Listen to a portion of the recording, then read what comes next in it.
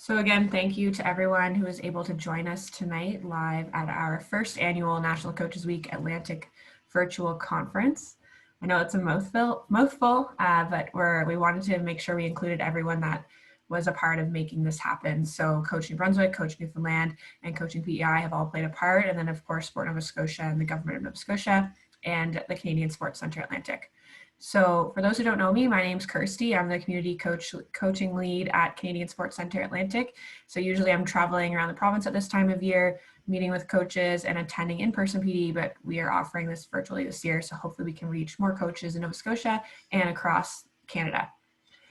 So to start off, I would like to say on behalf of Canadian Sports Centre Atlantic that we would like to acknowledge that our office and where I'm currently residing is in Mi'kma'ki, the ancestral and unceded territory of the Mi'kmaq people. And we know that coaches are joining from all over Canada, so we encourage you guys to share in the chat box where you currently reside. So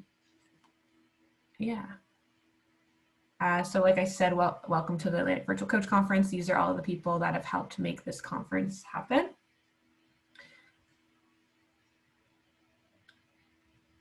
So for housekeeping items, just make sure, like I said, to change your username to as seen in the locker, so we make sure you get PD points. We will be having some polls throughout the week, so make sure that you actively participate in that. And any questions, please direct them to the Q&A tab. If you would like to speak aloud, if called upon, please use the raise hand function and then we'll call on you. And if you only registered for one session of the 3, make sure that you're only attending the one.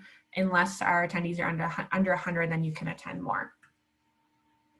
This is an Instagram contest that is going on right now, so definitely check it out. My slides will be repeating throughout the day and throughout the week, so I'm sure you'll gather more information about this, but you can check all of our social media pages for more information.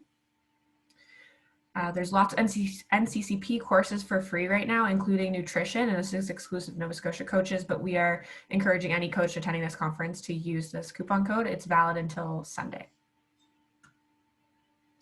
Okay, so here's our lineup for tonight. And our first presenter is Levi. I want to make sure that stays there. So Levi is the Director of Sport and Recreation for Eskasoni First Nation and is the Team Mi'kmaq Chef de Mission for the 2020 North American Indigenous Games. Levi is a member of the Hockey Nova Scotia Diversity and Inclusion Task Force.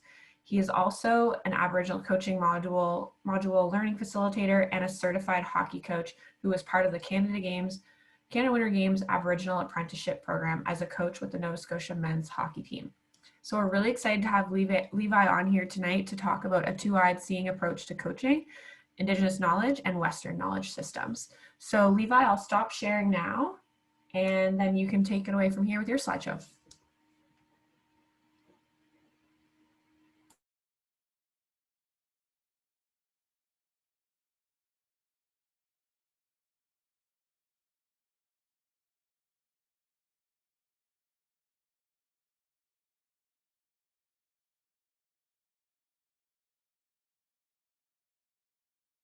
You're muted, Levi, in case you didn't know.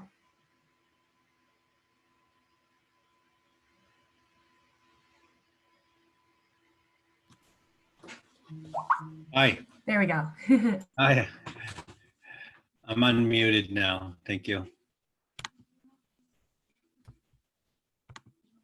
Hi, as Krista said, thank you very much. My name is Levi Denny. I'm the Director of Sports and Recreation in Eskasoni First Nations. I am from the Lobster Clan, a community of Eskasoni First Nations, which is the largest Mi'kmaq community in the world. And like we mentioned, I am the Sports and Recreation Director and Chef de Mission. And today I'd like to talk about two-eyed seeing in sport. And it's a unique new concept that we always envision here, and we're always hoping to be able to help and share across our friends. So the overview, I guess, we'll go down. We're going to talk a little bit about the background of it, the actual concept of two-eyed seeing. We're going to go through some understanding perspectives and some lessons learned as we go along. A little bit of my background. I've coached for probably about 25 years in my community and outside the community in Nova Scotia and across Canada and across Turtle Island, which is North America. I was the head coach for Team Atlantic in the National Aboriginal Hockey Championships for about 13 years. I was with the program for about 17 years. I'm currently the assistant coach and GM for the Eskasoni Junior Eagles in the Nova Scotia Junior B League. Some of my former things, we took a team with Halifax Hockey Group to Buffalo a few years back. That was really interesting. That was some international experience. I coached the Junior X-Men program in Antigonish for the longest time, and obviously some minor hockey here in Cape Breton County, minor hockey, but I've been a coach in my community for the last 25 years, and I currently run Mi'kmaq Learn to Play Hockey program. It's a program where I teach all the hockey lingo and all the hockey stuff, and I do it in my language, so the kids are able to get it quicker. They're able to grasp what we're saying, and then we patch them onto the minor hockey system in Cape Breton County, where we have over 100 kids playing minor hockey there. And we're proud to say the last 4 or 5 years, we've had no kids that have left the program or quit the program, actually. And then,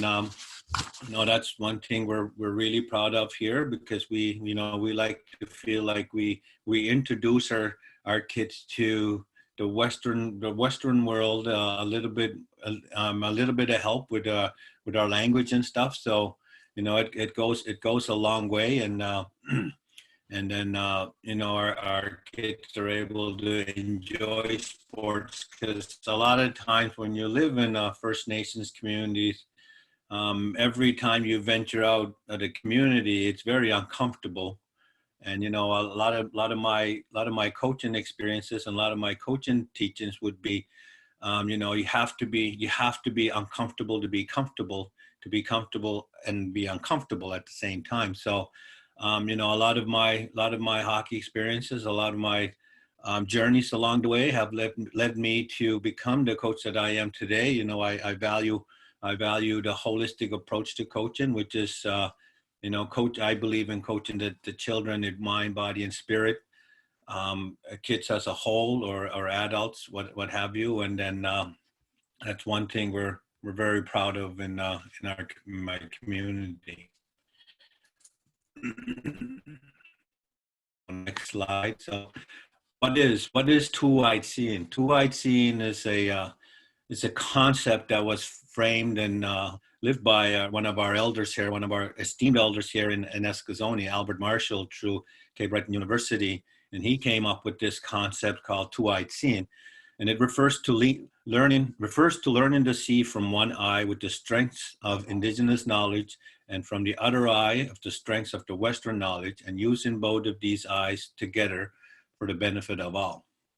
And that was his concept. And here in my community, and a lot of our coaches use this concept quite readily. So it's really knowledge-based, knowledge system approach. So the community, Indigenous, non-Indigenous, scientific, and institutional knowledge is not where we know; it's how we know.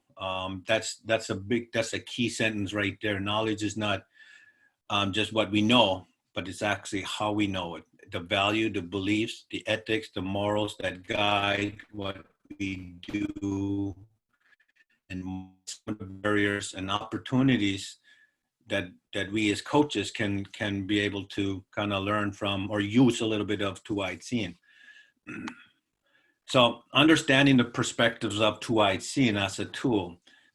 In the Western world, our views are, it's all about the formal certification as the primary means of knowledge transfer, which is an absolute must. I understand fully that certification, the child abuse registry checks, all those are extremely, extremely important to coaches. And then, once you're there, the Western knowledge is kind of more of coach to player. It's all about structure, how you structure your practices, how you structure your gameplay, how you structure teaching the athletes. One of the few things we found that I found that it kind of lacks the acknowledgement of diversity, where we have to realize as coaches that every single child is different, no matter your race, no matter where you're from, what you do, how you do, where you get there. We have to acknowledge that there is diversity. A lot of times, going through as a coach in the Western world was, you come, you have tryouts, and you just pick kids based on skill level where they belong. You pick the top 17 kids, and you kind of hope the kind of year goes as planned. And again, in the Western world, the organizations, it's all about money. It's really expensive to play organized sports. A lot of that could be barriers. And then we look at it from an indigenous or Mi'kmaq perspective. A lot of my teachings, a lot of my knowledge in coaching, comes from orally, comes from my elders. It comes from just listening to the kids, listening to the young adults. I spent a lot of time being mentored by other people, and hopefully I'm able to do that. The mentorship program where if I'm running the Mi'kmaq Youth Hockey Program, which I have been for the last 22 years here, which is an after-school minor hockey kind of program where we teach, like we mentioned before, we teach everything in our language, but we make sure we're able to teach it the way hockey should be taught. I always make sure that I bring on some of the graduating kids. So I bring on university students, or I bring in high school students where they can help. A lot of times I use them as demonstrators or junior coaches for them. So that way they have that little bit of knowledge on being able to kind of watch practice, watch somebody, how you interact with kids, how you kind of lay out drills, the explanations of stuff. All that is extreme valuable knowledge for somebody to learn as you go along as a coach. So, one of the biggest perspectives to the other side with the indigenous is to coach the person, where we always talk about coaching the player, but we're kind of leaning towards coaching the person.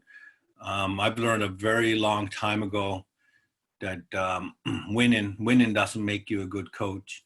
Creating positive, contributing members to the community is what makes you a good coach, because not everybody will get to that next level. Not everybody will get to that level where they get to play for a living. It's very rare. And then hopefully you're able to just be able to coach good people. Some of the kids I've coached here have gone on to be leaders in our community, who are parents themselves. A lot of these adults that I've used to coach, now I'm coaching their kids, and hopefully that translates into them being better people in our community. And the big focus is on creativity. A lot of times, we ask ourselves as coaches, what kind of coach are you?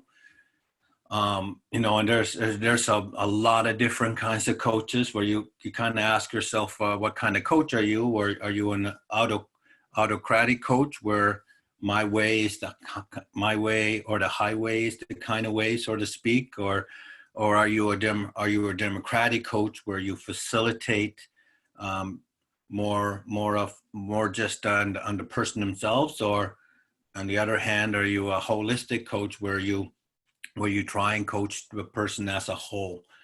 And then the recognition of diversity. We also realize that not every child is the same, and not every child is brought up the same way or made out of the same cloth. And a lot of our organizations, we try to be as inclusive as possible by offering them for free.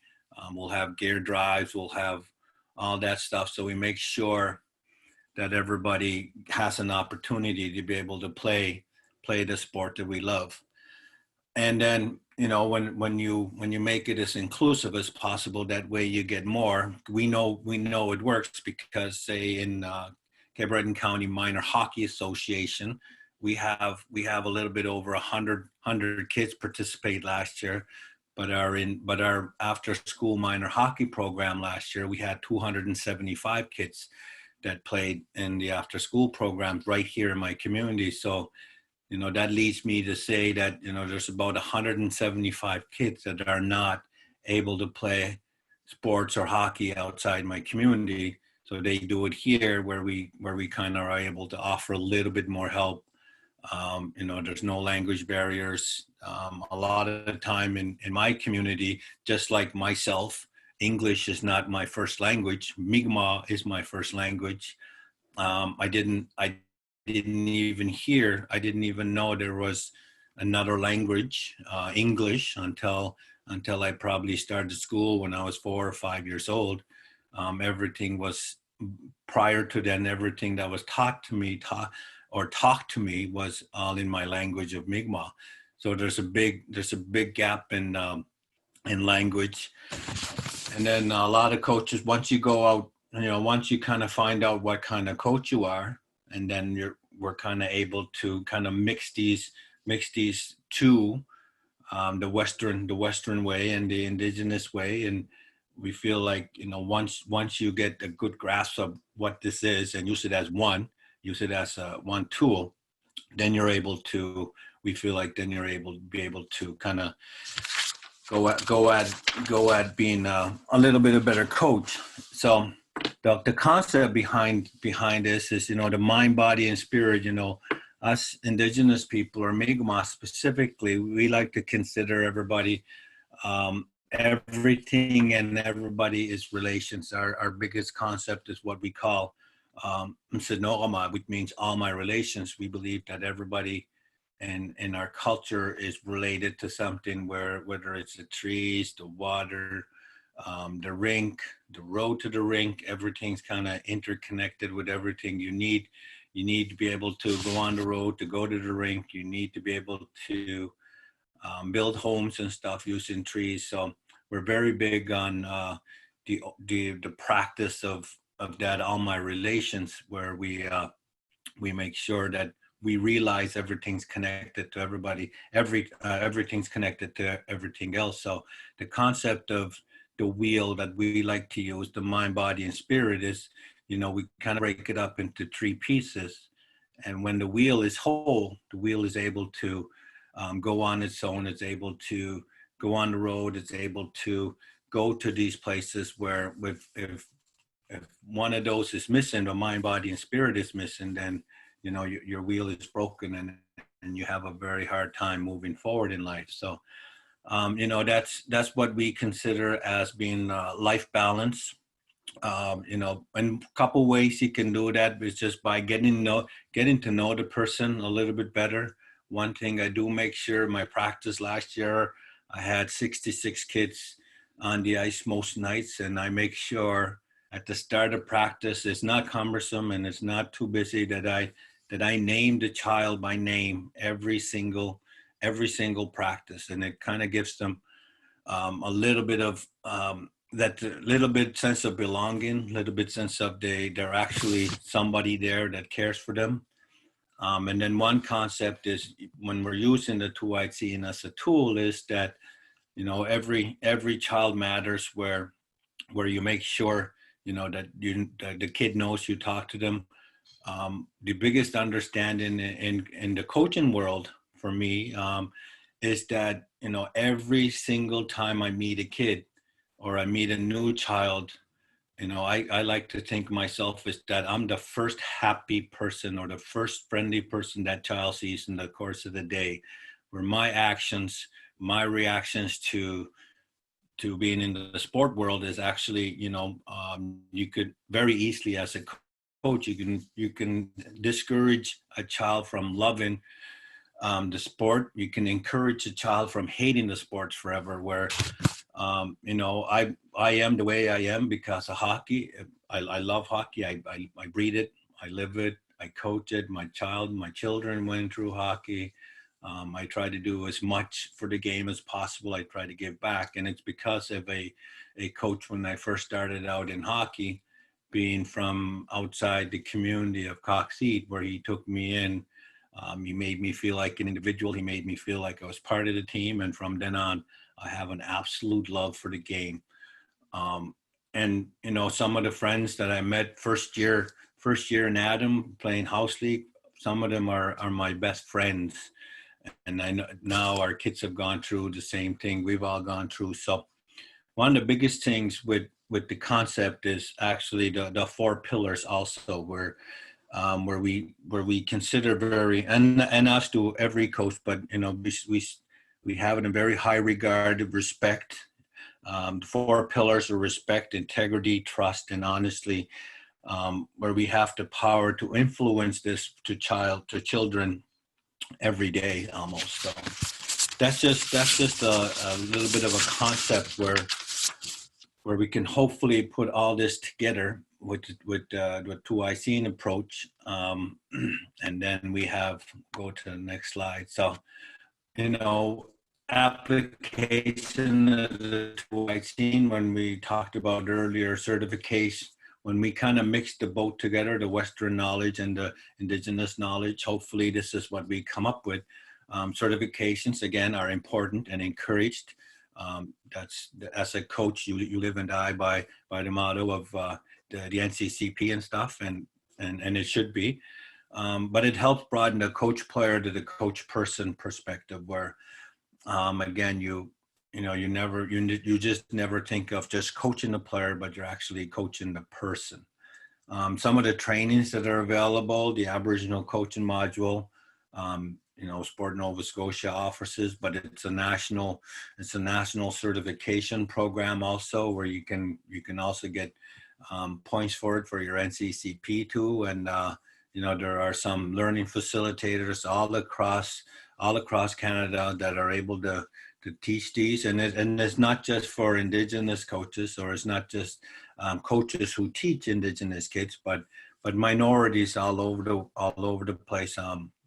Again, it's not, you know, in most places in the country, you don't just have Indigenous kids playing, but you also have minorities playing, and which is very important. So, and it incorporates youth into mentorships. It's very important. You know, I've run my program for the last 22 years, and you know, I sincerely hope that, you know, one of the children would come and take over the program, and I'll gladly walk away and see how they can do it. And again, it's all about balance, structure, and creativity. Structure is very important. A lot of times in the Indigenous communities, where, you know, we ask for funding or we ask for stuff like that, and that's the first thing they say, well, you have unstructured play. True, but it's not really unstructured when there's structure within the unstructured. It's just a word that's being kicked around in the coaching world, structure. So even unstructured can be structured. It could be fun. It could create some creativity, and a lot of times coaches are able to be creative on their own. You coach a little bit outside the box, and there's absolutely nothing wrong with that. And again, recognizing that not everyone learns the same way, and you learn to adapt, and you seek innovative solutions to ensure that everybody is ensure that there's inclusivity in some of the programs that you run. So again, it's just, you know, bringing the two areas together is at the end of the day is what we hope for, is bringing the two together, the Western world and the Indigenous world. Not one better than the other one, but when you combine the both of them, you're able to be able to see coaching in a different light, so to speak. And so again, when we go through some of the lessons learned in my lifetime, and you know, there's more than one way. There's more than one way to coach. Courage to step out of the box, learning to be comfortable with being uncomfortable. There's a lot of times when I was growing up or going through coaching, that I was coaching outside of my community. And, you know, like we mentioned earlier before, it was part of the 2011 Canada Games mentorship program. And I was able to learn from great coaches that we had going through there, and some of the players now. A lot of them just watched on TV just the other day playing in the NHL Stanley Cup playoffs. So, you learn from everybody, and hopefully you're able to take, one good thing about coaching. Coaches are the best thieves in the world. I would say that you take drills and you take programs and you take from everybody else, and then hopefully you're able to add to it and add some creativity to it and make sure it's flexible. One big thing is, and 2IC model is the measure of a good coach isn't defined by the number of wins. I think that's very important. Where it's a lot of times with this concept, it's not written down here, but you don't coach the team with your best player, but you coach the team with your worst player. And that's how you should be able to be more successful as a coach when you kind of your weakest link is not weak anymore. So you kind of make your practices in regards to that.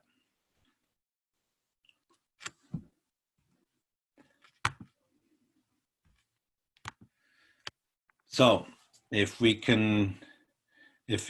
want to, we could maybe catch up with some questions and answer periods if you'd like. Yeah, for sure. We already have one question coming in, and Levi, thank you so much. This is wonderful. I really like the idea of coaching the person, not the player, or opposed to the player, and how the number of wins doesn't equal a good coach. So a question came in, and I'm not sure if you can read it, but I'll read it aloud anyway. So Levi, I love the concept of coaching to the soul. Other than the speaking to and getting to know the person, are there other things you do to achieve this? Yes, yes, I'm very definitely. Outside of talking to the player themselves, a lot of times people might think it's a lot of work, but just having at the start of the year, what I do with my Mi'kmaq youth hockey program, I have a info session with all the parents, and we kind of go through about the learning objectives throughout the year. And again, individually, I would talk to all the parents to kind of ask them to see what they would think would best improve their children, not just as players, but as coaches. Every day before we start practice, I gather the kids up, I have them all on one knee, and I ask them, who went to school today? What's your favorite subject in school? And then we go through that whole process where we, obviously there's 66 kids. You can't ask everybody, but just to remember, ask the different ones for next practice, because we only have maybe 6 to 7 minutes with that. And then we make sure, we try to remember what kids have said and what's their favorite subject, sort of thing. Just getting to know them a little bit more, not just a player, but as a person. Hopefully that helps a little bit. Okay, great. Thanks, Levi. And another question just came in. So how many times do you use 2ICing procedure? I use 2IC every single time I coach, every single time that I run programs in my community. I think it's very important that they don't only learn the one way. Obviously here we're Mi'kmaq, we're Indigenous. I make sure that it's not just the Mi'kmaq way they learn, that they learn the Western way. A lot of them can aspire to be coaches and stuff. So certification and all that's very important, but I try to use it every single time I do any kind of program, whether it's sports or just recreation programs. Great. And this one will probably be our last question, but do you have any advice for ways to include more creativity in coaching? Yes, obviously. There's a lot of times where creativity kind of gets lost.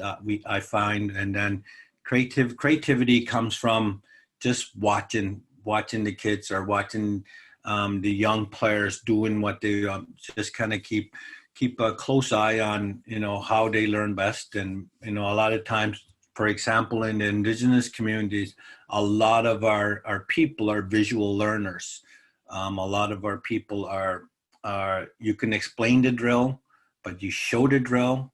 That's why we have youth mentors that are coming who are very, have gone through the program, kind of know the drills, the basic drills.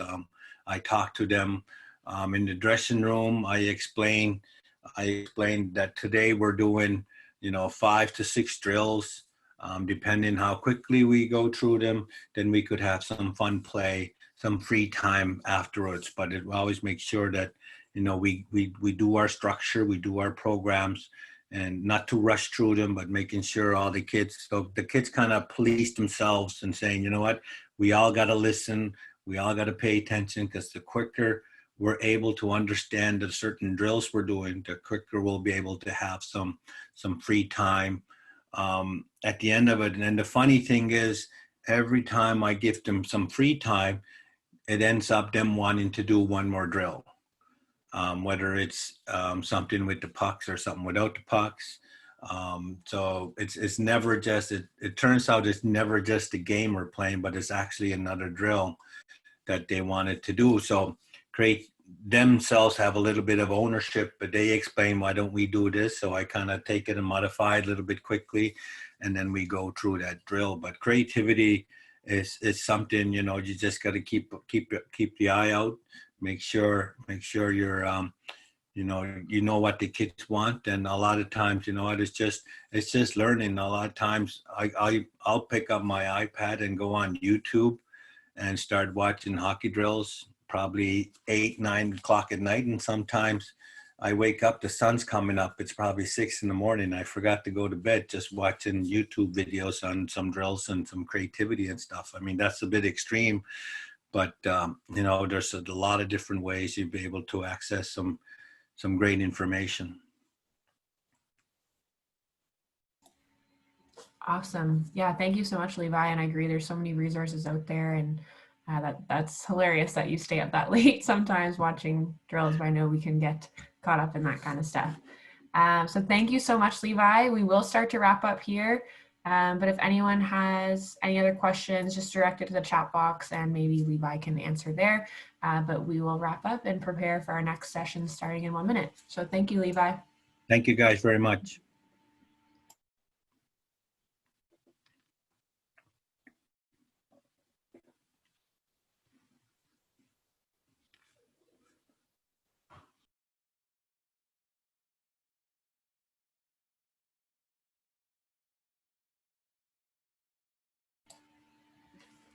All right.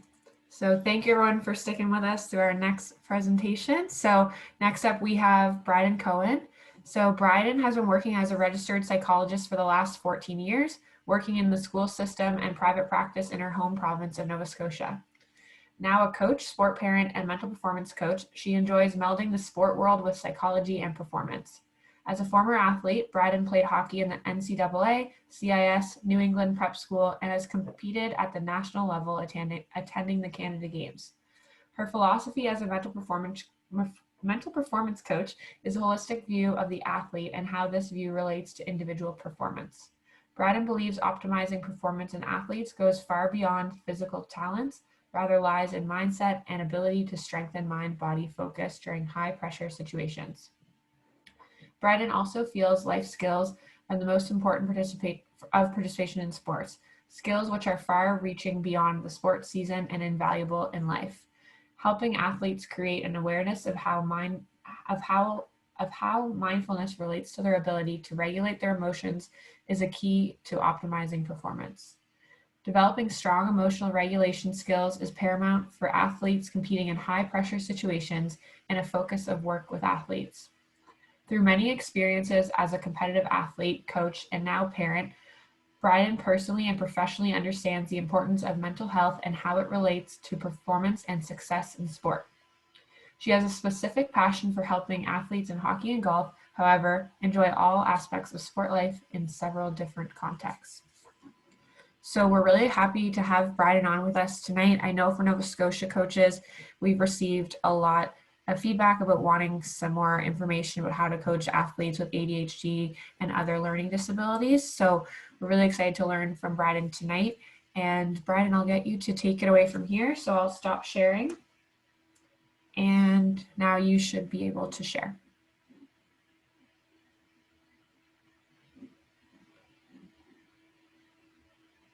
Can you see my notes?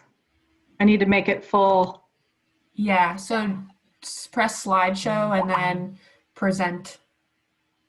It's like, Let's see.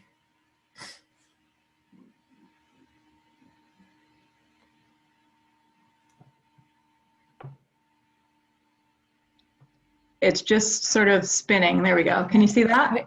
Yep. Okay, so I'm good. You can hear me and everything is...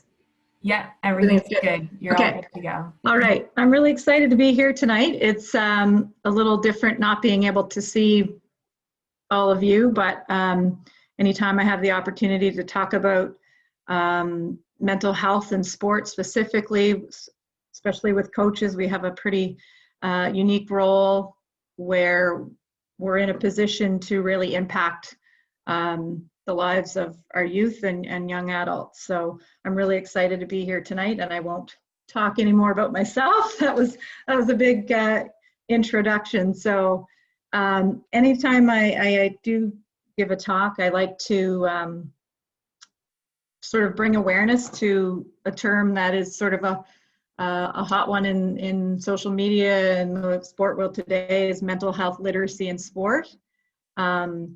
I know that kind of sets the groundwork for what we're about to talk about tonight with ADHD, but really focusing on understanding all that goes into the term mental health, especially when we're talking about elite athletes.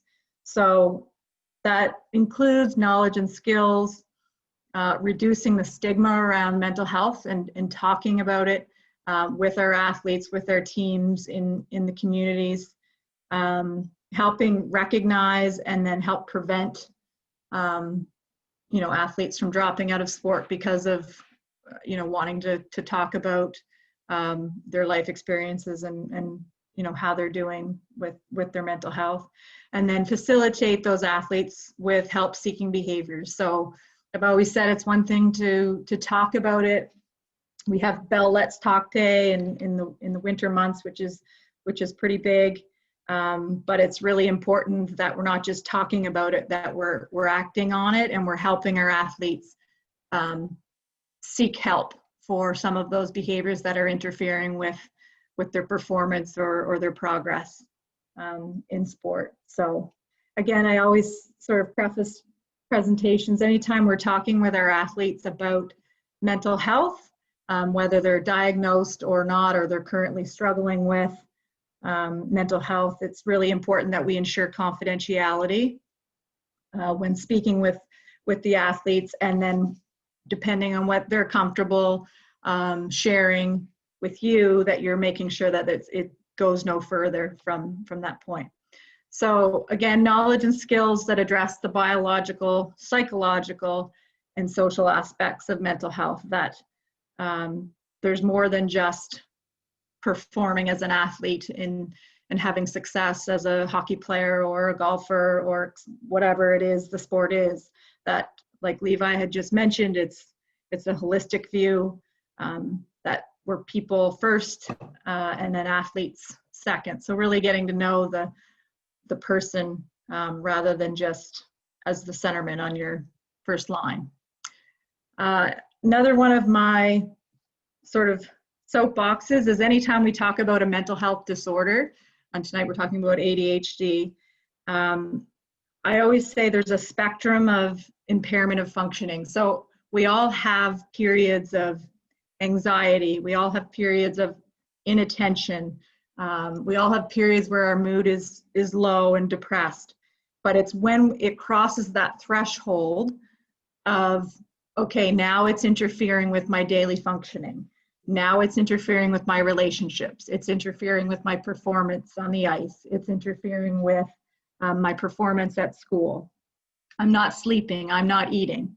So kind of, with that mental health literacy lens, making sure that we're always sort of looking at our athletes and seeing and ourselves and seeing if it's crossing that threshold of daily impairment. That is this something that we need to address in terms of, you know, facilitating those help-seeking behaviors in our athletes. And I always say it's not about helping the athletes manage their emotions or their symptoms. It's about helping them manage their reaction to those emotions or those symptoms. And we can do that as coaches as well, really sort of creating an awareness of, are we reacting to our own emotions appropriately in a way that we're creating a sort of safe, comfortable environment for the athletes. Empathy for your athletes. So like Levi mentioned, is, you know, it's mind, body, spirit. I would describe myself as a relational coach. I work with students all day long, and really empathy will go a long way in the end in terms of getting what you can get out of your players. So, you know, I always say that is the measure of a coach that's successful, is if your athletes are playing to their potential. So really, empathy is defined by the ability to focus on what other people are thinking and understand how they see things. So I always use the line, you know, walk a mile. So if you can walk a mile in someone's shoes, you're really going to go a long way in terms of that trust and respect. When things are maybe not going so well, you're going to have a lot more clout, I guess, in terms of supporting your athletes and helping them reach their potential. I always say that it's just sort of being mindful that showing up for practice and doing drills and being, you know, a focus on tactics is important, but you're not going to get anywhere with any of that stuff until you have a relationship with each and every athlete. And again, that depends on whether you're coaching an individual sport or a team sport, but nonetheless, taking that relational approach is really, really, really paramount for success. I have a video. I may skip this and come back to it just for the sake of time and my ability to navigate the technology. So we're going to come back to that if I have time at the end. So what is ADHD? So obviously, ADHD stands for Attention Deficit Hyperactivity Disorder. So it's a brain-based neurobiological disorder, which is really, really, really important to, you know, we hear the term ADD a lot, and it's now, the diagnostic term for it is ADHD, because there's a few different types, and I'll quickly go through those. You have to have impairment in functioning that is in multiple settings. So, you know, during the day, if I have a student that is exhibiting symptoms of ADHD at school, I obviously have to do a developmental interview with the parent and talk about, you know, how that child presents in the home. A lot of the times I do talk to their coaches and get their take on how they present in practice, and is it developmentally appropriate, or does it impair their functioning in terms of their ability to perform in school and sports. The basic symptoms are inattention, impulsivity, and hyperactivity, and is executive dysfunction, I like to call it, which is impairment in working memory, organization, planning, those types of things. And I always say it's not a disorder. It's kids that are diagnosed with ADHD. It's not that they can't pay attention. It's they pay attention to everything. They pay attention to too much, and they can't filter out essential versus non-essential information. They may be standing in line in a drill and they're watching another team do an off-ice warm-up up in the corner and they miss their turn. Or they're on the bench and they're next up, then you call their name and they miss their shift because they're not attending because they're listening to one of the dads in the stands yelling. So it's not a matter of not being able to pay attention. It's a disorder of paying attention to everything, which I think is sort of a good lens and a good way to think about it. So I sort of challenge you to think about an athlete that you've coached, that you may currently have or had in the past, and think about how you've responded to that when the behaviors were problematic, and how can you respond differently with that neurobiological lens of this is not a choice, this is not a behavior, it's the way their brain is wired, and it's something that they're choosing. It's not a behavior. There's a difference. So I won't talk too long on the diagnostic criteria. Some of this stuff I just have up here to, if anybody wants to take a look at after. Obviously the three types are, the first is inattentive type, the second is hyperactive impulsive type, and then the third type is combined type. So you have a little bit of inattention and a little bit of hyperactivity, impulsivity. So if you look at some of these symptoms and you think about what that looks like in the sport that you coach, and then you have to kind of think about how you would manage those behaviors, or that presentation in a game or on the bench or in the dressing room, in the locker room and things like that. And it's really, really important that we keep that lens of it's not a choice. So I love this, just quick MRI. And when I'm talking with parents in my day job, I often will show them this picture and say, if Johnny could, he would. That's sort of my line, is if he could sit and attend and get all his work done and come home and everything be nice and organized, he would. But it's a neurobiological, it's not a choice. So it's an interesting picture, and there's a lot of really, really interesting studies out there that show evidence of the different neurotransmitters.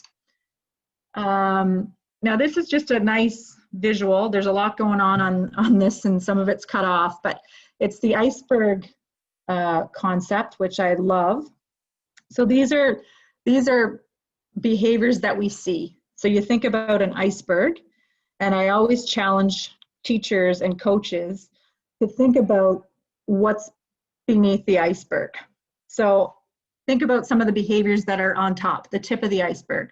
They can't sit still, they're fidgeting, they're talking a lot. You're trying to do a pregame speech and they're the kids that are always interjecting or not listening, right? Or they may be late, or they have difficulty in drills, attending, not paying attention, and then their turn goes and they're drill busters. So that's the tip of the iceberg that we see, right? And then below the iceberg is really, really important. The neurological, the sleep impairment, the anxiety, the learning disabilities, the dysregulation. So we need to respond as coaches to what's beneath the iceberg rather than what we're seeing versus what we're understanding. So this is one of my favorite visuals when talking about any mental health disorder, is the iceberg. So we see the behaviors, and that we have to kind of dig deeper to see what's underneath the iceberg. So comorbidity, most people that have ADHD have another mental health disorder that unfortunately goes along with the symptomology of ADHD. Very, very common to see students and young athletes that have ADHD with a poor self-concept. They have anxiety, they have depression, they have interrupted sleep, they have comorbid learning disabilities, and then they try to cope with their mind always racing. So they may have substance abuse challenges, tics, Tourette's, the list goes on and on. So I think it's important, if you know that your athlete is diagnosed with ADHD or has ADHD, that most of the time they're going to there's going to be other problematic behaviors and problematic disorders that are really going to impair their ability to perform. So I just think it's really important to be cognizant of that, especially the anxiety piece, because a lot of children that are diagnosed with ADHD inattentive type are sort of quietly anxious underneath there as well. So I think it's just being aware that there's more than just not being able to attend to what you're trying to do that's going on. I won't stay on this slide very long because I just have a few minutes left, but all kinds of medications. Obviously, I'm not a doctor and we're not doctors as coaches, but I think it's important to kind of recognize most of the time, if you're coaching young athletes, you know when they are on medication because they fill out the health forms. And, you know, I give examples of a young athlete that I had, you know, and I could tell when he didn't have his medication before practices or before games. It was pretty apparent. And so again, it's just being aware of that and mindful, you know, that whether you talk to the parent about it, but just there's a lot going on. Some of them take them in the morning, and by the time, you know, late night practice rolls around, the medication is worn off.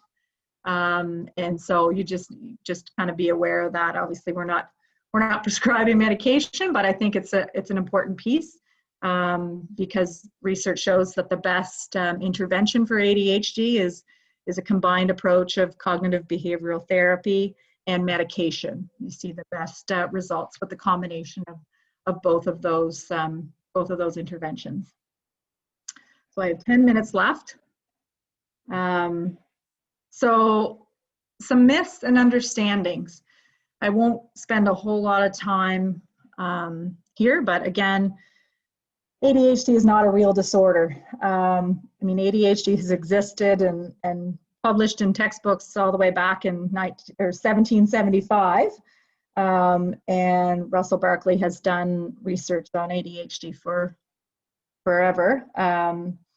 But ADHD is absolutely 100% a neurobiological genetic disorder.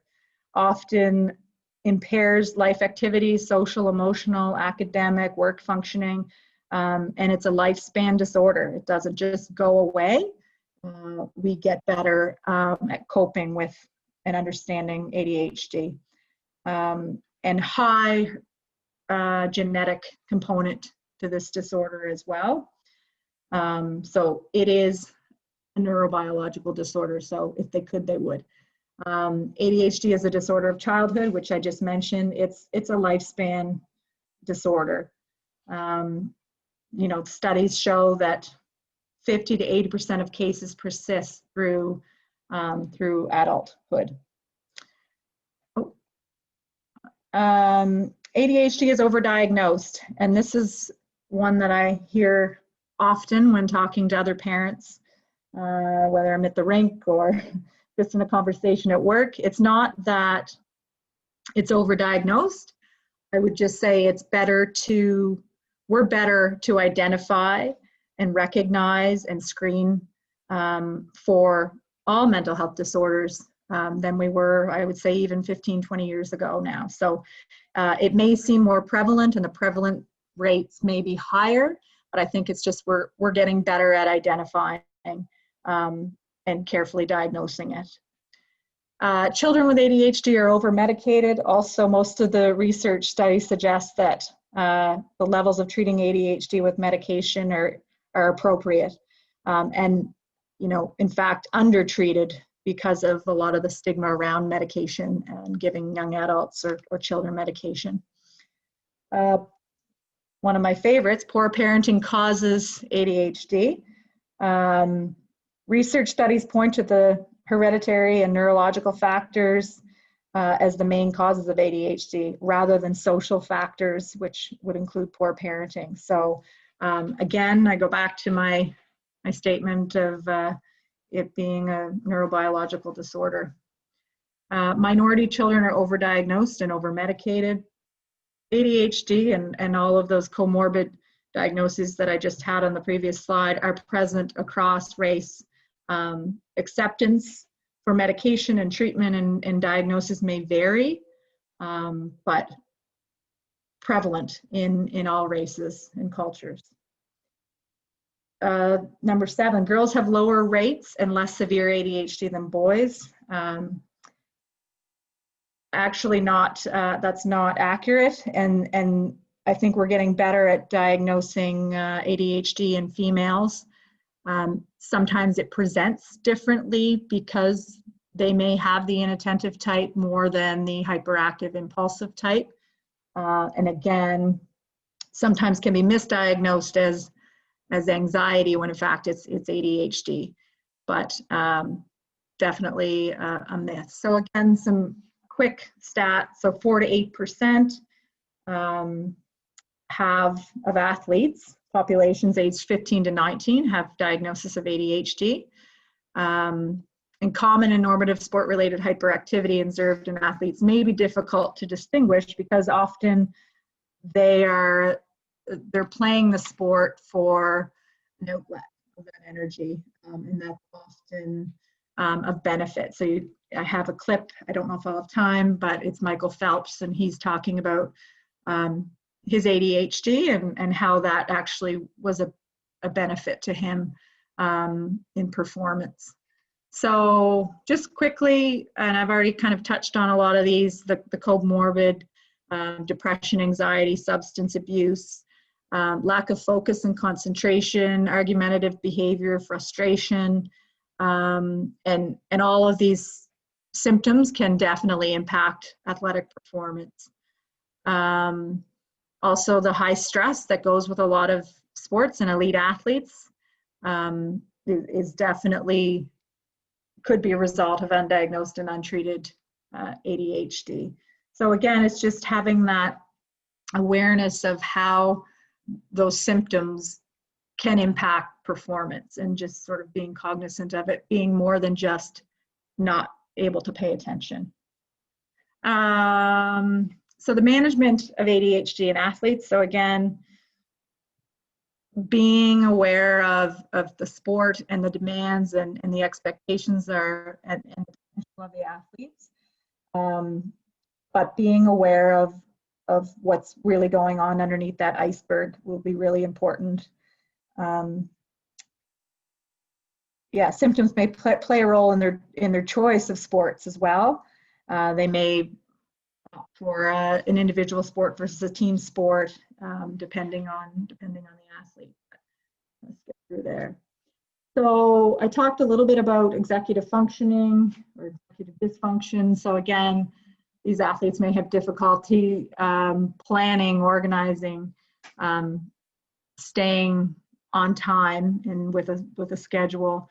So helping them with that is sort of our role as a coach, kind of being their frontal lobe to help regulate and keep them on track would be really important. Also, distractibility, low frustration tolerance, hyperactivity. Levi was talking about being visual learners, having a learning disability, that if they need previewing of drills or time to process information, that we're giving them that opportunity to do that versus in the moment of a practice or competition. So you really need to think about how these look for your athletes depending on your sport and how you can support them. An example, I had a junior hockey player who had a low, it was ADHD, very low frustration tolerance and impulsive, had a lot of penalty minutes. So we worked a lot on that emotional regulation because it was impacting his performance and his self-concept of where he fit into the team, and how the coach responded to that wasn't the greatest in that particular instance. But I think it's just really important to think about that rather than seeing just the tip of the iceberg of somebody reacting and taking a bad penalty. You have to look to see what's below that iceberg. Almost done here. Parents. So a lot of us are coaches in younger youth sports. Again, it comes back to that relationship piece and recognizing that they may be coming to you with already having a poor experience with a coach, or having that image of, oh, this is, you know, the bad kid. They're really talented, but they don't pay attention. They've got a bad attitude. They take bad penalties. Recognizing that they may be coming to you with that baggage and bad experience, and sort of building that relationship with the parents to say, look, you know, I hear what you're saying. I get it. I'm here to support you. Or, you know, you're using a lot of the same language in helping that child develop that emotional regulation and that ability to kind of meet their potential. So talking about what works for them at home when they're trying to get them to pay attention and to regulate, and just really kind of being cognizant of the importance of that relationship. 2 more slides. So ADHD, again, lifelong disorder. 75% of children continue to experience significant symptoms in adulthood, which is really important to remember. So just a couple, you know, in the school system, we call them adaptations, but it's all the same when you're coaching, you're teaching. So I just have a couple here that I really, I like to rely on one-on-one as much as possible, checking in with them. If you have some complicated drills, maybe sitting with them before the practice to say, here's what they look like, sort of previewing the concept.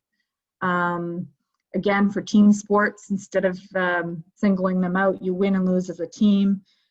Mindfulness training, there's a lot of research coming out on mindfulness and ADHD and how it can really help regulate that impulsivity, distractibility, keeping their interest when they're on the bench, right, getting them ready for their next shift, giving them time to process the information.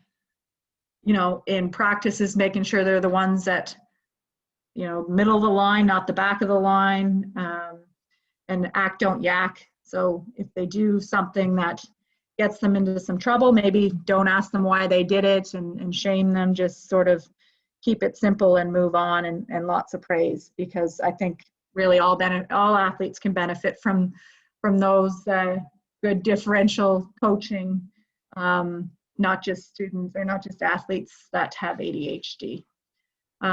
Michael Phelps, anybody, if they have time, you'd look up, there's tons of YouTube videos on Michael Phelps, him talking about ADHD and his life experience. So I'm 1 minute over time, so I will leave it there for Q&A. I'll let Christy. So do I have to stop sharing, Christy? No, that's okay. You can leave it open like that. Okay. And if you want to say a couple more words, feel free. There are a few questions. We might just go a little bit over, but yeah, do your closing remarks, and then I can share the YouTube clips via email with everyone. Yeah, okay, perfect. So again, my soapbox, anytime I talk about mental health, whether it's in sport or life, is that visual of the, you know, the threshold. When you cross the threshold of impairment of daily functioning, that's when it's disordered, and we need to sort of help facilitate those help-seeking behaviors in our athletes. Again, sometimes you're the first line of support for young athletes. Ensuring that confidentiality will go a long way in terms of building that trust and respect. Again, the empathy versus sympathy, and really that mental health literacy in terms of recognizing your understanding and knowledge of the disorder that the athlete may be struggling with, and it starts there. So yeah. All right, awesome. Thank you so much, Bryden. That was a lot of information, and we really appreciate it. And I know some coaches have some questions, so I will get right to them. Michael raised his hand. So Michael, I'm going to allow you to talk to say your question. There you go.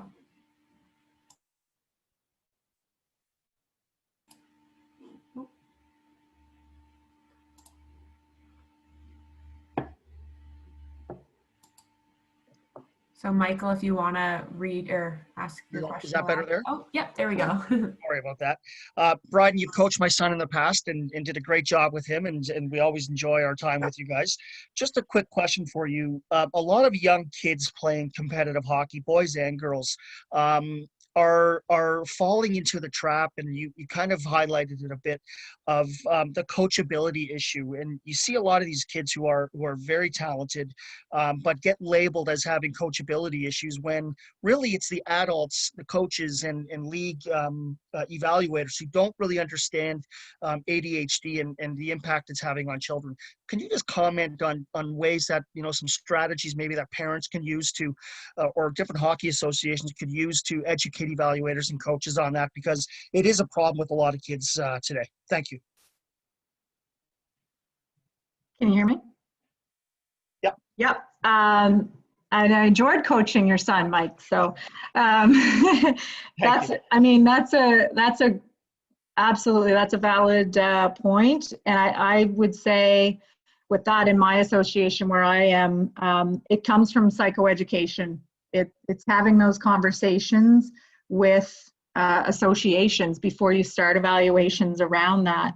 Once the teams are set, I'm big on, if I was a parent of a child that was diagnosed with ADHD, I would be having those conversations with the coach directly, obviously in a confidential manner. But I find and I've had to do it on behalf of some parents with coaches, but after those conversations are had, I find they are typically pretty good at responding through the lens of of the disorder.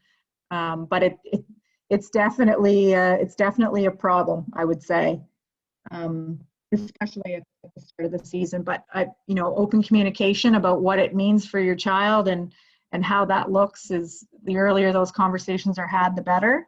But I think having psychoeducation around all mental health disorders in sport is key to see change, really. Yeah. Agree. Thank you. Yeah.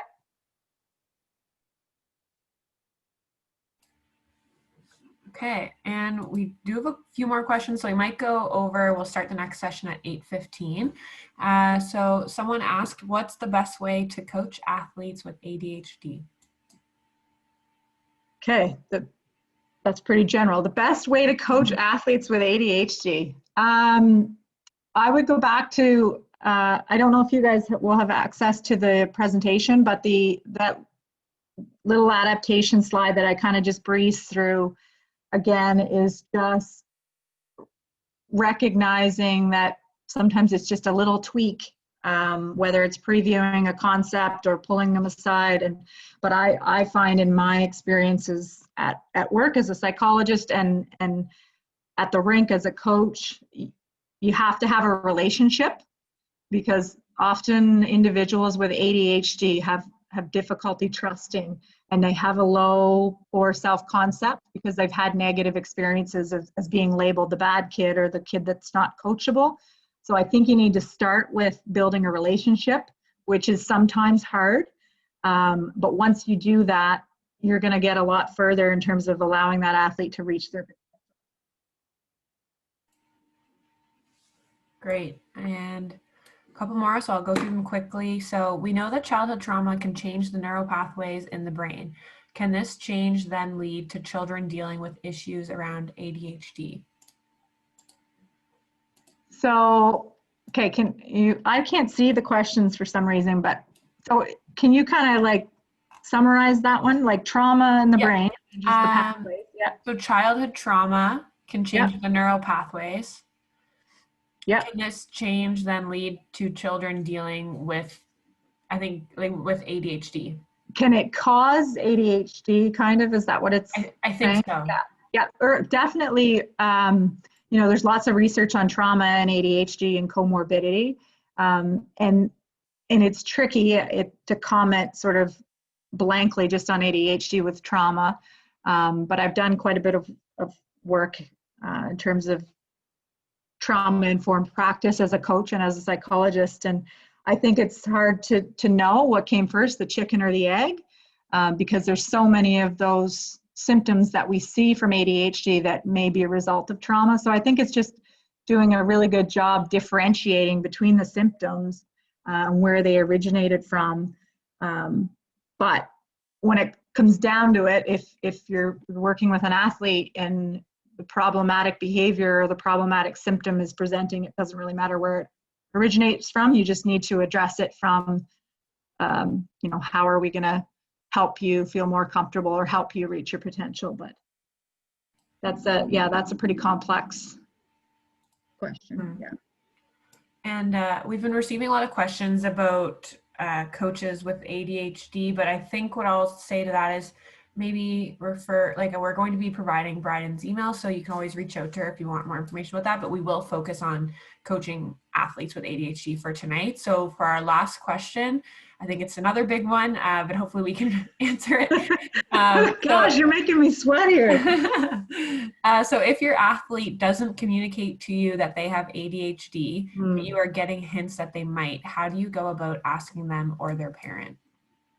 Yeah, that's a great question. And I've been in that situation many times before, and it's different for me because obviously in my daytime hat, I am a psychologist, but for the rest of the day, I'm a coach. So it is uncomfortable, but like Levi said, sometimes you have to be uncomfortable before you can be comfortable. So I think obviously you don't start the conversation with, I think your child has ADHD, but you can kind of say, similar as a teacher would to a parent, I've been noticing during practice, he's really late coming on. He's always missing equipment. During the drills, he's talking and he's not paying attention, and then he's struggling and he's not making gains. So I would just sort of describe what you're seeing as a problem for you and just sort of say, like, what's going on there? I'm just wondering if, he has a diagnosis, or if it's something you might want to talk to your family doctor about, because it's really impacting their performance and their ability to take in, concepts that I'm trying to teach. So I don't know if that answers the question or not, but. I know, I think that's great advice. Yeah. And thank you, Bryden. This is very informative. And coaches, again, I'll be following up with her email, and I can include the slides too, if that would be helpful, and the YouTube links. So Awesome. Definitely reach out with any questions. I know this is a big topic. It's hard to fit it into 30 minutes, but maybe we can have Bryden back another time to talk about it more in I detail. did, and I skipped over like half the presentation, so it's all good.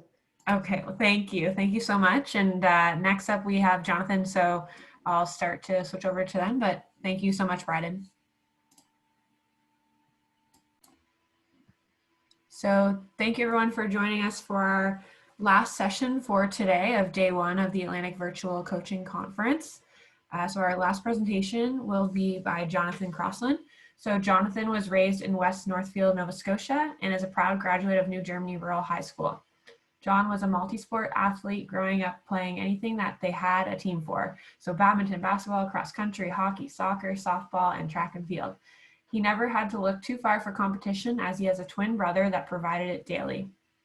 John's coaching journey started with Upper County Soccer Club and Lunenburg Municipal Recreation Department across many age groups. John left Lunenburg to become a student athlete at the University of New Brunswick as part of the men's soccer team from 2000 to 2004, while obtaining a Bachelor of Science in Kinesiology and bachelor's degree in education. While at UNB, John coached in club, regional, and provincial soccer programs and has not left since. After graduating, John joined the UNB men's soccer staff as an assistant coach from 2005 to 2012 and has been the head coach of UNB Reds women's soccer since 2012. John is married to Erin, a Mount Royal University of Calgary and UNB volleyball alum and former assistant coach with UNB Red women's volleyball. Together, they have 2 children aged 4 and 7 that are now on the fields, courts, and rinks themselves. So we're really excited to have Jonathan on here tonight to talk to us about his experience from Reds to the rest and coaching female athletes as a male coach. So Jonathan, I will stop sharing my screen and then you can start sharing yours and put your webcam on if you would like.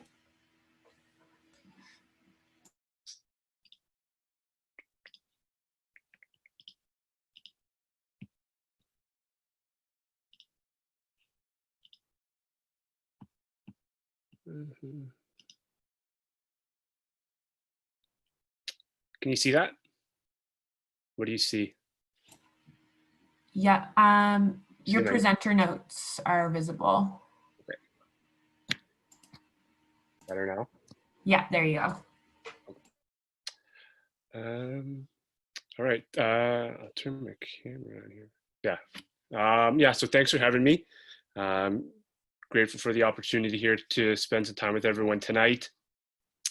Yeah, when they asked me to present, it was two pieces to it. The first one was a male coaching and a female team, and then the things that we do here to sort of lead to a personalized approach to coaching. So I'm going to come at it a few different ways. I'm going to introduce myself, although that was great, Christy. Thanks for that. I'm going to sort of give you a little bit more of my background, because I always enjoy hearing people's stories and how they got to where they are and their journey along the way. Like, I'll give you a pre-warning, mine's not super exciting, but and then I'll talk to, like, boy meets girls, where as you'll hear, I didn't have a great deal of team coaching experience within the team setting for women when I was fortunate enough to get the job at UNB. And then we'll talk, just if we have time, we'll get into some of the things that we do here at UNB to help facilitate sort of that lifelong connection to each other and the things that we do. So, and then I'll be happy to take any questions that you do have here.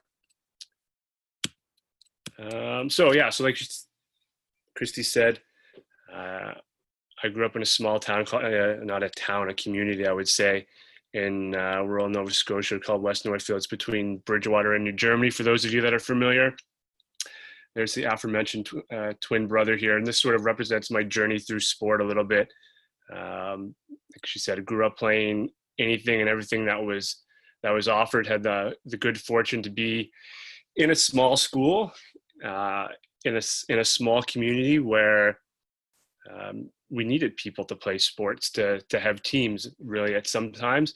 I was also really fortunate because we had some really good athletes and good people and good coaches in those programs. So I had as many successes as I had failures, and good times as hard times growing up. But we did dabble a little bit of everything, and but hockey and soccer were the two big ones. And it led me to some great experience. It's taken me to pretty well every province. I haven't been to the territories or up north, but it's taken me across the country here, playing and coaching. I was fortunate enough to play Canada Games in 2001. Took me to UNB, where I've met lifelong friends here, and sport really led me to Erin, my wife, and then the two kids you see there in the bottom right hand corner. So when I talk to recruits and their parents, I say I'm the story that I think UNB likes to tell, because I came to school, I had my degree, met my future partner, got married, have kids, stayed in the community, and now work back at UNB. I don't think all parents like to hear that necessarily for their 18-year-old. But it's been a very good place for me to be.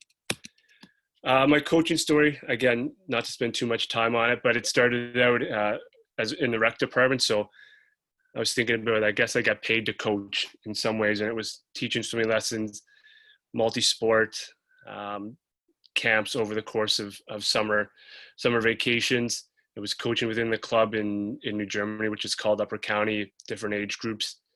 And then when I got to UNB, as a student, coaching regionally within the club there. And then 2005 was an opportunity to coach after I finished playing, to join the men's staff, which was really the first opportunity that the first thought is like, okay, this could be something that I could be good at and want to pursue.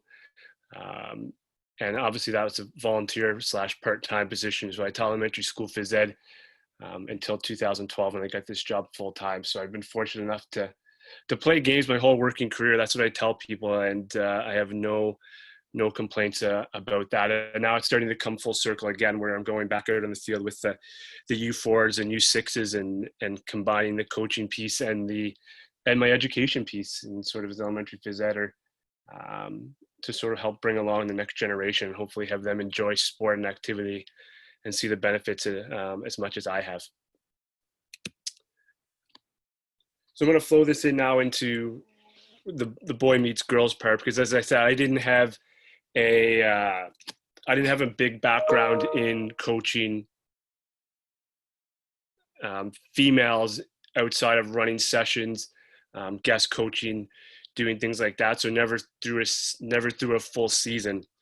And I was fortunate enough to be the candidate that they chose to take on the women's team at UNB. And the history of that program, it started in '95, and so if you go 17 years after that's when I took over, and it wasn't a program that had a ton of success. And I don't have a bunch of banners. I don't have any banners hanging on my wall. So depending on how you clarify and quantify success, that obviously performance is one thing, but we wanted to really set a direction for the program. This is a group of players that were really, the previous coach had a really young group. So I was fortunate to get them really early in their careers and really keen to grow and change the program that they were involved in. So we established a mission, vision, and values like most organizations have. The mission hasn't changed since day one. It's a significant difference on the field, in the classroom, and in the community. The vision has changed, and the values have changed as well over the course of time as the players have changed. But these are the values. These values have been with us for a while, and we feel they're important ones. The one thing we do with their values is that we redefine them every single year, because every single group is different. So when you speak in vaguely, we understand what commitment is, we understand what consistency is, we understand accountability, what impact is, but what is it going to mean to our group, and how can we measure those pieces in our team? So, and it's really important to have that player feedback, that player engagement, and the player ownership in that, right? We had a very old team in 2019. And we have 13 new players now in 2020 in our program. And in the year that we've had as a coach and as athletes, I know I found myself lost at some points, because we trained so hard for that 2.5, 3 month season in the fall. So having this mission brought me back to what was important as we go through our season here. And we've been fortunate enough in New Brunswick, like most of Atlantic Canada, that we have done a good job with COVID. So we've been able to be on the field here the last 3 weeks, training and moving our group forward. If I could take my coaching philosophy and put it in one sentence, I'll borrow Pete Carroll's here. And it's coming down to taking care of the people in your program and making them the best they can be, and never failing to be there for them. And I think he didn't talk about players, he talked about people. And just as everyone here tonight, we're in the people development business. We do it via a sport, but it is a big responsibility, and one that's not lost on me, and probably not lost on any of you, is that, in our situation at the university level, we have kids coming from all over Canada, and really we've had kids from all over the world, and every single one of those kids is someone's daughter. And that's a big responsibility when they're leaving home at 18, and in some cases being independent for the first time, having to make their own decisions. And that's not always easy for people, and some people relish it. So we have to be there for them throughout those times. So going into that, I want to put a disclaimer that I'm not generalizing. I don't want to feel like I'm generalizing things to gender. I think the things I'm going to talk about are important to all athletes that are involved in sport, but these are my experiences and sort of the highlights of my time working now 8 years on in the women's program, and some of the things that I feel are important as a male coaching females. And I mean, the first one is being an ally to them.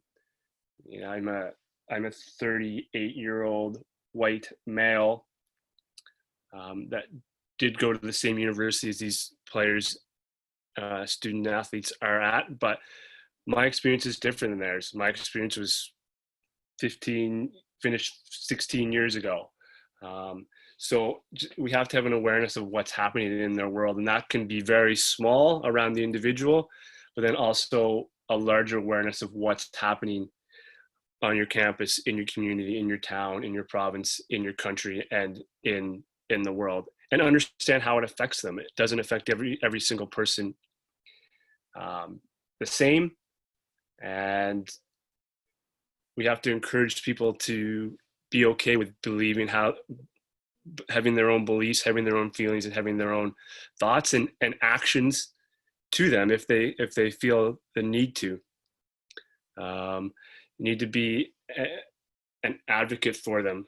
I think the biggest thing is like you want to stand with them. It's, again, they all come in from different backgrounds. They all come in with sometimes a different set of values and a way of doing things.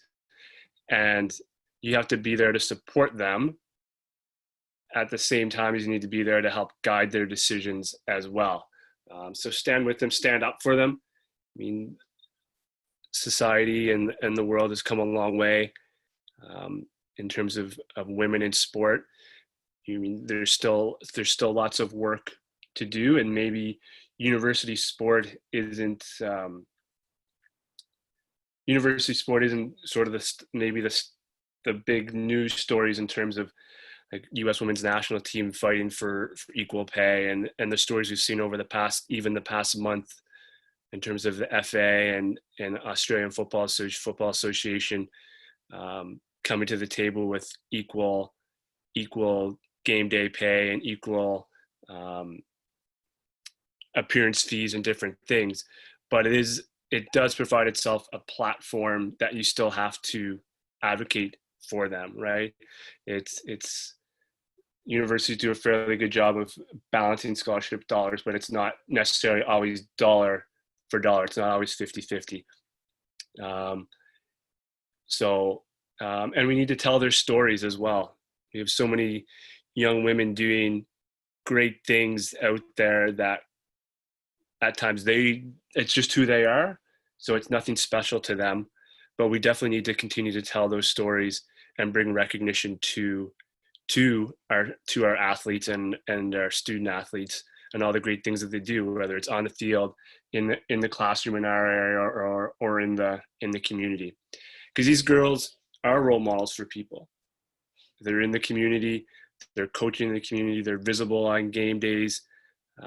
They're part of the Fredericton community, and our community is not that big, and many of your communities aren't that big either. So they do play important roles, and little girls look up to big girls.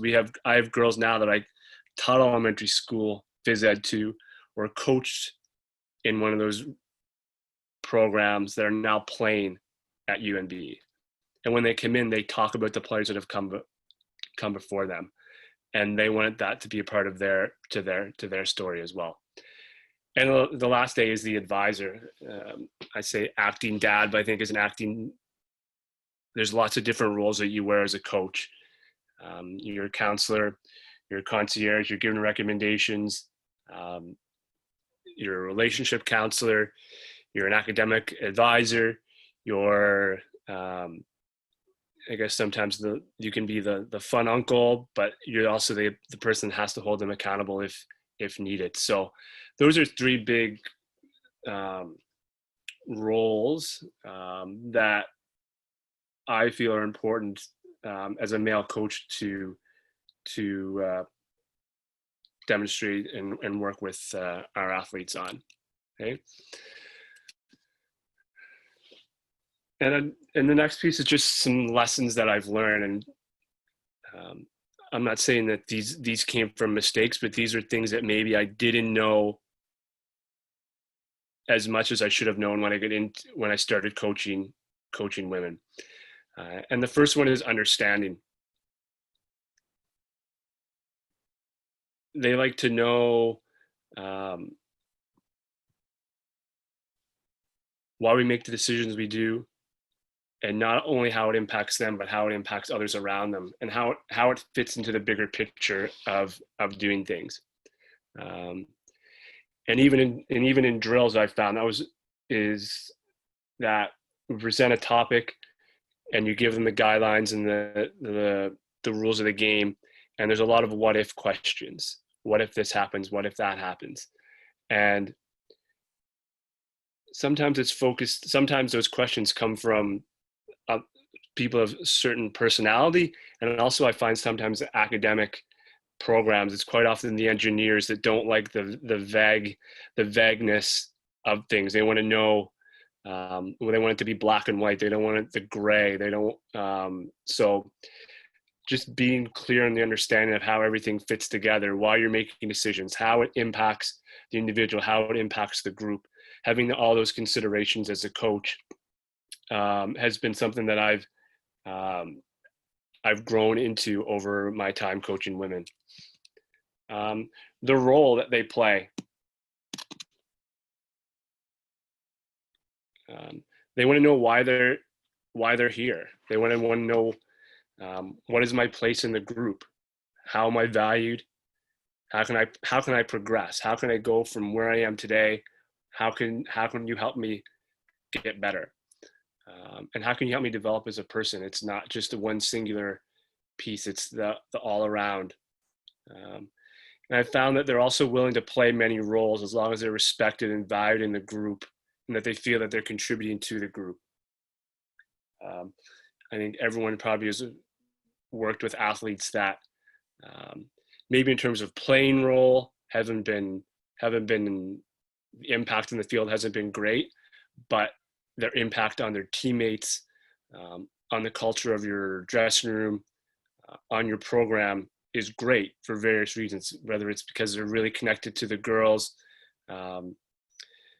they know how to read the room.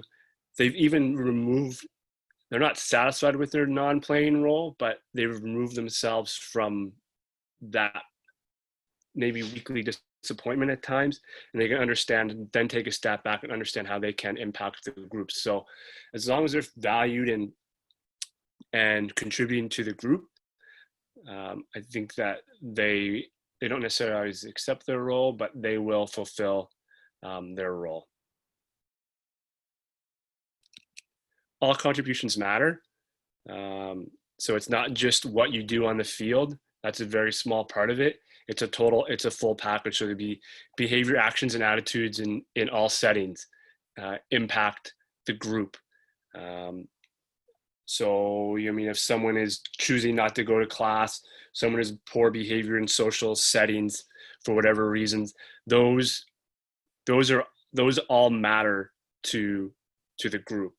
I mean, again, not generalizing, but guys can have a fist fight in the middle of practice and then walk away and say, we're just trying to be better. We're just trying to be better. We're just trying to push each other. Where girls don't always do that. Sometimes they hold on to that. So the contributions in terms of the relationships and forming those things are really important. Communication is critical. And this is an area that I continue to need to grow and adapt, because it really depends on the individuals in your group. I think there's more experienced players need feedback, but they have a greater understanding of what it takes to be successful day in and day out as a university student athlete. They've had those 2, 3, 4 years of experience under their belt, so they have a bit of the routine to it. This year, with, like I mentioned before, we have 13 new student athletes. The conversation frequency is increased on a daily basis with those student athletes as they try to figure out being a student athlete now, but being a student athlete in the COVID-19, going to school online, the social part of being a student athlete or being a student is limited. So we just have to continue to talk about how they're doing, how are they progressing, right? Just continuously being in communication with them, and never like undervalue the short check-ins of how are you doing? How's your day been? What did you learn today? Just to engage them and just to ensure that everything is okay. And then the same thing with praise. Praise and feedback as well. It needs to be continuous and regular. If you miss a chance at times for feedback, or miss an opportunity to give praise where it's due, sometimes those negative nests start to get built in their heads. So just continuously being on that and engaging in that conversation. The environment, everyone has a basic need to be seen, heard, and belong. And the environment and the culture of your group needs to be safe enough for them to be themselves. Any disruption in that team, community, or environment puts a wrinkle in things, whether it's interpersonal, or whether it's roommates or partners, or etc. Those things are challenging. So if that natural socializing goes away, the stress increases, the safe space of a team dressing room is not that anymore, and the enjoyment goes down because of the unrest of the environment. So we directly talk about conflict. We try to figure out how everyone best manages conflict.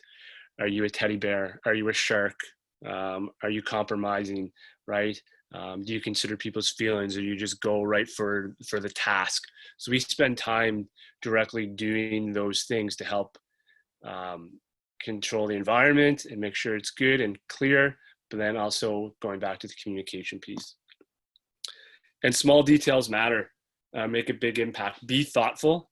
I was listening to a podcast, the Canadian Soccer podcast this week, and the comment was on a similar topic, and she said sometimes males aren't always great at picking up on social cues. So you have to be tuned in, you have to be paying attention, you have to be listening. Your time, giving your time to them is important. Remembering things that are important in their lives, whether it's family, events, pets, experiences are important. And you never know what is big to someone. So it's always important to continuously check in with people. And I think this is one of the areas where I'm quite proud of the things that we do, because the girls really take care of each other. We have a great group of coaches that are approachable, are caring, are welcoming, and are warm. So people feel that they matter, and they don't get lost in the shuffle of the day-to-day life. I'm a big Simon Sinek fan, and for those of you that have read Leaders Eat Last, this is a circle of safety. And when people feel safe, trusted, valued, and cared for, and all their skills and attributes matter, they will give you wholeheartedly, because they know they will be protected. They're going to be more confident to try things, because they know if they don't have success, they're going to have the group to fall back on. They can proceed and challenge themselves. They can even go outside of the circle at times and come back in, because they know the group will always be there for them. And they're willing to be their authentic selves. And the communication then can be authentic and effective. So we're trying to build all those things into the circle that people feel safe, right? And I think that's one of the biggest things, is that people feel safe in their environment, and those feelings can go a long way in building your group and building your relationships.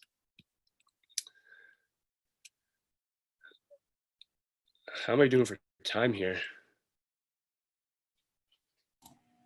You have about 5 minutes, but if you want to go more than that, it's okay. We just need to cut off at 9 if possible. Sure, no problem. Thanks. I'll go through these things quickly. So these are the part 3 is the Red's way, and these are just things that we prioritize in terms of developing our group.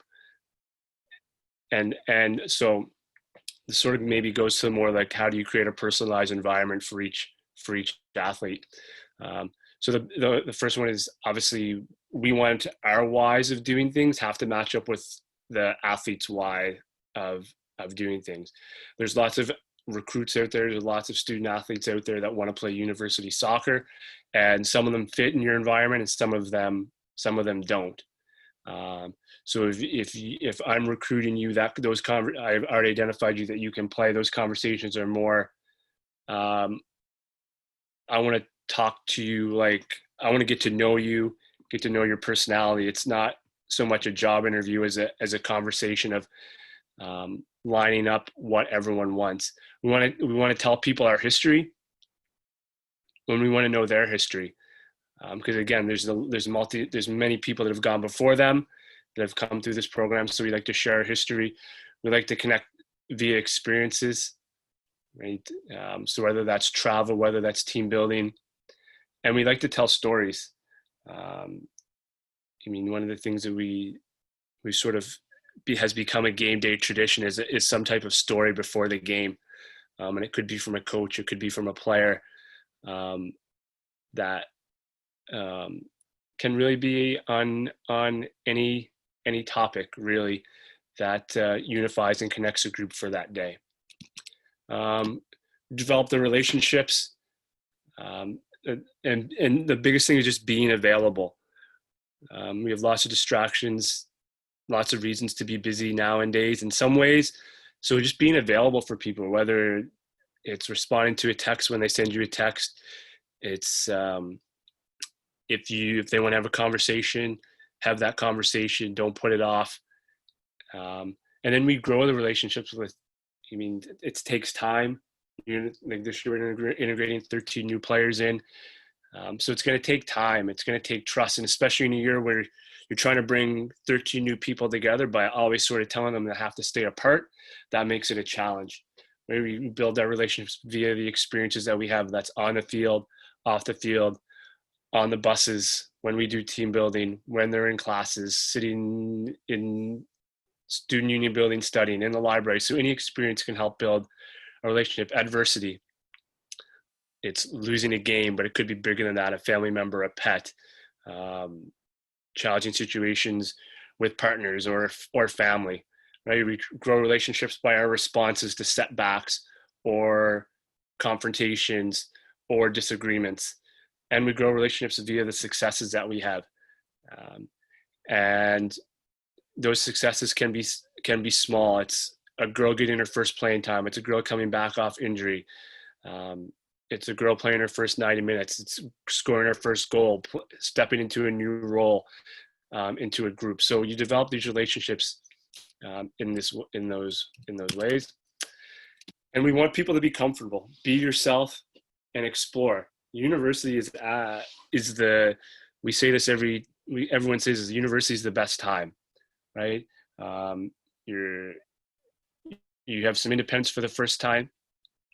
Well, maybe not for the first time, but a different type of independence than when you're at home, right? You get to make decisions for your first time, full decisions, right? So I say, if you want to eat pizza every meal, you can eat pizza every meal, right? If you want to stay up, if you want to cram, you can make all those decisions, and then you start to figure out, okay, this is what I need to do to be successful. This is who I want to be, and you go explore things, right? I think that's one of the changes in this in our program in the last little bit is that it used to be everything was done as a team, but now girls go off and they pursue other interests. and they always know they have that group to come back to that will support them and encourage them, and be there for them regardless of the situation. And then is grow our family. Right? We say one of the proudest things when we have recruits in or whatnot is like everyone's welcoming, everyone's supportive, and it feels like a family environment. And when that's the environment that makes people feel safe, that makes them feel welcome, that makes them feel valued. But you let them learn, you help them grow, let them go, watch them grow, and then you welcome them home. And I mean, this picture is some of our alum. They get together once a year, and there's girls from BC to Nova Scotia in this picture. And it's so neat, and it's the most rewarding and exciting piece for me is knowing those relationships they formed over choosing a school to study and play sport at will tie them together for the rest of their life. They've had those university experiences together, but now they're going to go on to their next phase of life together as well, and deal with those good times and bad times and challenges and successes with this family of people that they've gone through our program with, and everyone that has gone through our program. And this is just from this is a preseason video I couldn't find the video, but I still have the picture. These are a little preseason video of a bunch of our alums sent in one word to sort of define their UMB experience or something that they'll remember. And these are some of the words that were sent in. And when you have teammates like this and a family like these girls have bonded together, it's outstanding, and it forms a basis of lifelong friendship and support. That's it for me. There's my contact information. If there's anything you heard or wanted to hear more of, feel free to reach out, email, text, call. That's my Twitter handle there at the bottom.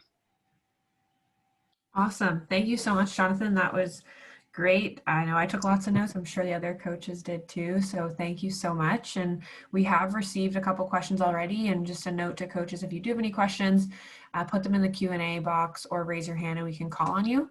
But I will read the first one. So someone said, "Hi, Jonathan. How do you balance creating a competitive environment to a nurturing one? I believe having a competitive environment is healthy to help the athletes become the best players they can be. But at what point does it become destructive?" Good question. Always a challenging question. I think it's kind of unique to every group. I don't know where I heard it, but I thought it was a great quote this week was, when you can take your group from competing against each other to competing for each other, then you'll have, that's when you know you can have success, right? So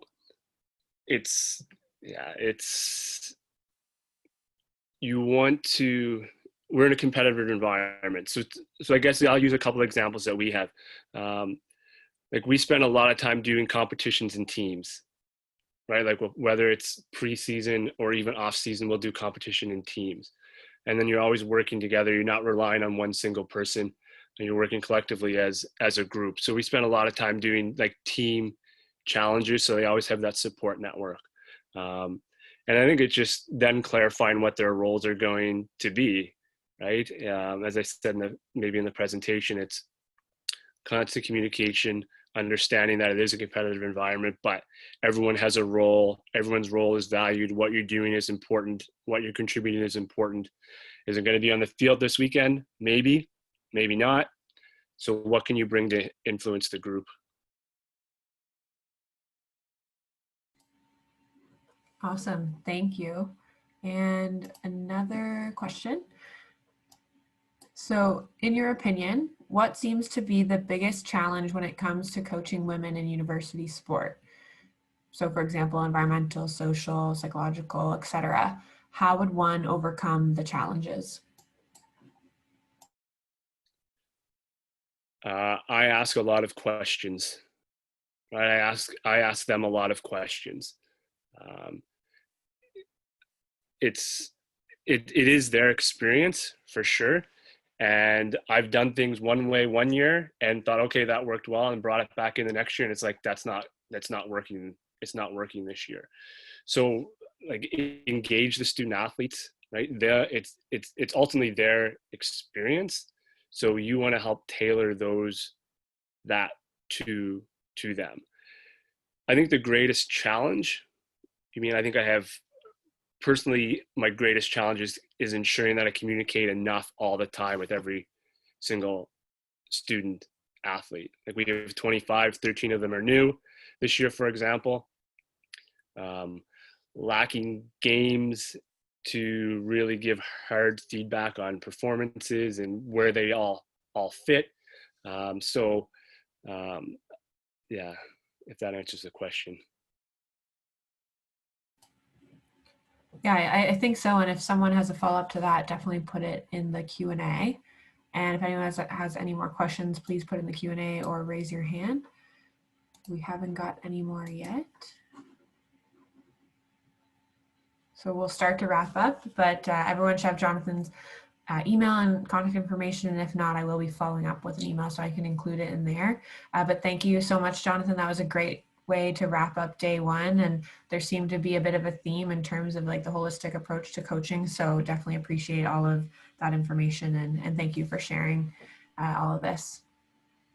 Yeah, thanks for having me. Hopefully there's some tidbits in there that people can use. Yeah, definitely. Thank you. And thank you, coaches, for attending. We hope to see you later this week. Thanks.